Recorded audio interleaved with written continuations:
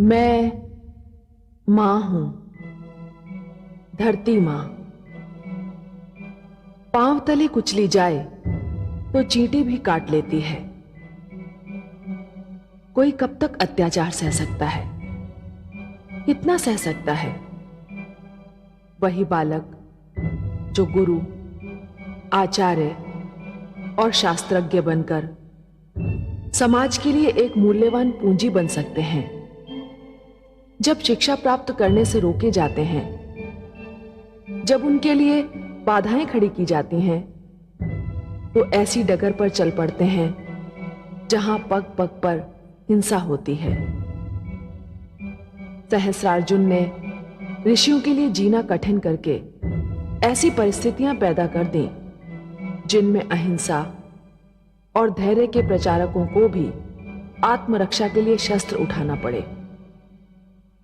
परशुराम इसी दमन की प्रतिक्रिया हैं, और मैं जानती हूं कि यदि एक बार उन्होंने शस्त्र उठा लिए तो इस संसार में बड़ी उथल पुथल मच जाएगी।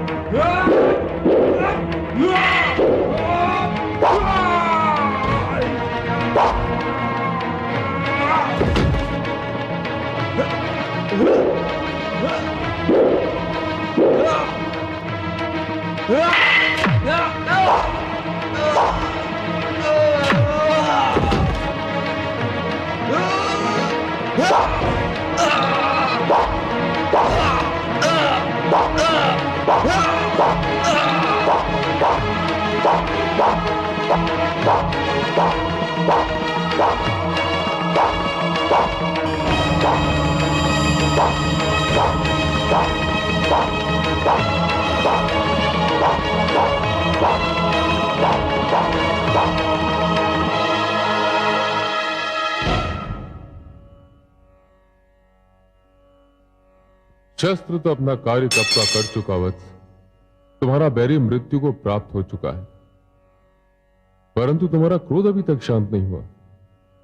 हे शिव, मैं आपको पहचान गया। मेरे पिताश्री ने जिस रूप का वर्णन किया था वही रूप मेरे समक्ष है, किंतु यह भेंट कितनी अनूठी है। मैं तो समझ रहा था कि मैं दुष्ट सहस्त्रार्जुन के सैनिकों से दूर भाग रहा हूँ, परंतु मुझे ये ज्ञात नहीं था कि मैं वास्तव में आपकी ओर आ रहा हूँ। हे कैलाशवासी, मेरा प्रणाम स्वीकार कीजिए। पुत्र, तुम्हारे आक्रोश ने मुझे तुम्हारे सम्मुख प्रकट होने पर विवश कर दिया। क्या मेरा आक्रोश अनुचित था? जो जन्म से दुष्ट सहस्त्रार्जुन और उसके सैनिकों का आतंक देखता रहा, उससे आक्रोश के अतिरिक्त और किस वस्तु की आशा की जा सकती है? तुम्हारा आक्रोश अनुचित नहीं है वत्स, अधीर हो जाना अनुचित है। सहस्त्रार्जुन के एक दो सैनिकों का वध करके तुम उसके आतंक का अंत नहीं कर सकते। क्यों नहीं कर सकूंगा? इसलिए कि सहस्त्रार्जुन बहुत शक्तिशाली है, और ये शक्ति उसकी कठोर तपस्या का वरदान है। उसे बहुत बड़ा वरदान मिला है। तो क्या इस वरदान का कोई उत्तर नहीं है? उतनी ही कठोर तपस्या। कैसी तपस्या होगी? हे शिव, मुझे बताइए, मैं ये तपस्या अवश्य करूंगा। ये तपस्या मंत्र जाप द्वारा नहीं, शस्त्र विद्या सीख कर परिपूर्ण होगी। तुम्हें 10 वर्ष तक ऐसी शस्त्र विद्या सीखनी होगी जिसका प्रयोग बहुत कम हुआ है। परंतु हे नीलकंठ, मेरे पिताश्री तो शस्त्र विद्या को ब्राह्मण संस्कारों के विरुद्ध समझते हैं। मुझे कौन देगा ये शिक्षा? कहाँ मिलेगी ये शिक्षा? कौन होगा मेरा गुरु? ये शिक्षा तुम्हें कैलाश पर मिलेगी, और ये शिक्षा मैं दूंगा तुम्हें। वत्स, मैं तुम्हारा गुरु होना स्वीकार करता हूं। जाओ, अपने माता पिता से कैलाश यात्रा की अनुमति ले आओ। पूर्णमासी की संध्या को मैं तुम्हारी प्रतीक्षा करूंगा। जाओ वत्स। मैं धन्य हो गया प्रभु।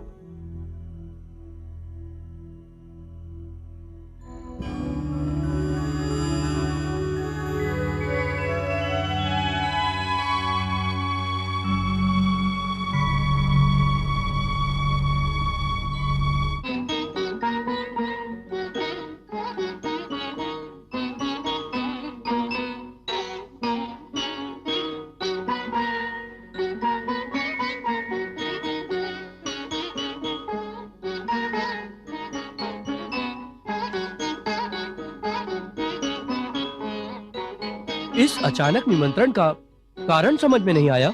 महाराज सहस्रार्जुन ने आसपास के सभी क्षेत्र जीत लिए हैं। संभवतः यही शुभ समाचार सुनाने के लिए हम सबको यहाँ आमंत्रित किया।